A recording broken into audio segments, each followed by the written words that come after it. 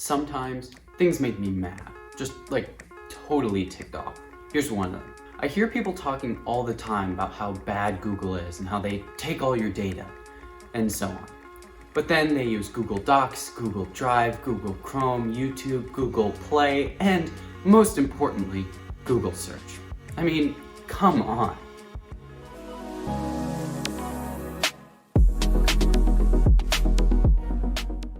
So many people complain about how Google, Apple, Microsoft, or really any big company takes advantage of them.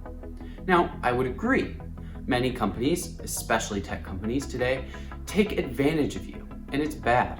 So many people look to their government to regulate and condemn these companies and their actions. Now, the channel name isn't Joe Talks Politics, so I'm not going to talk about those regulations, or at least not today. What we definitely can agree on is that the privacy of average consumers is not being protected. Not to mention the monopolistic practices being used by many large tech companies today. Unfortunately, there's another thing I'm sure we can agree on. The government is slow as hell. So what can you do outside of voting in elections? Well, you can vote with your wallet. Voting with your wallet is incredibly powerful and it's severely underused. And you can do it. It's super simple. If you find out a product you use is owned by a company whose practices you don't agree with, just follow these 3 steps. 1. Find out what products are owned by this company. 2. Find alternatives. And 3, possibly the most important, use the alternatives. And I know it's possible because I do it.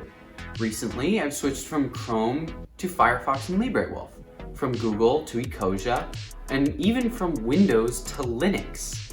Remember, these companies are driven by a profit motive.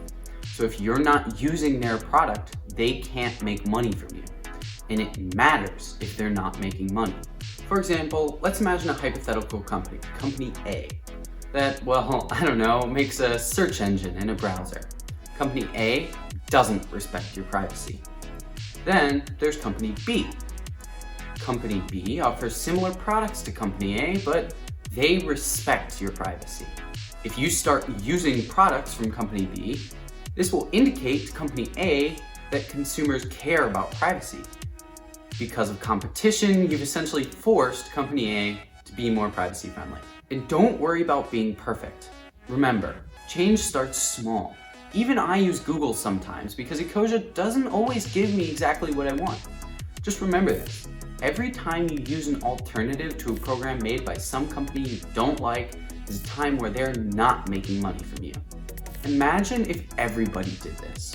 Chances are Google, Facebook, and so many others would change their privacy practices.